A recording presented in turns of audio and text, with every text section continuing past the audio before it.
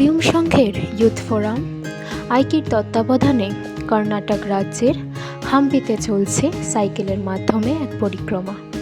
চলছে জ্ঞান, বিজ্ঞান, ইতিহাসের সঙ্গে জুড়ে যাওয়ার প্রত্যক্ষ এক প্রয়াস।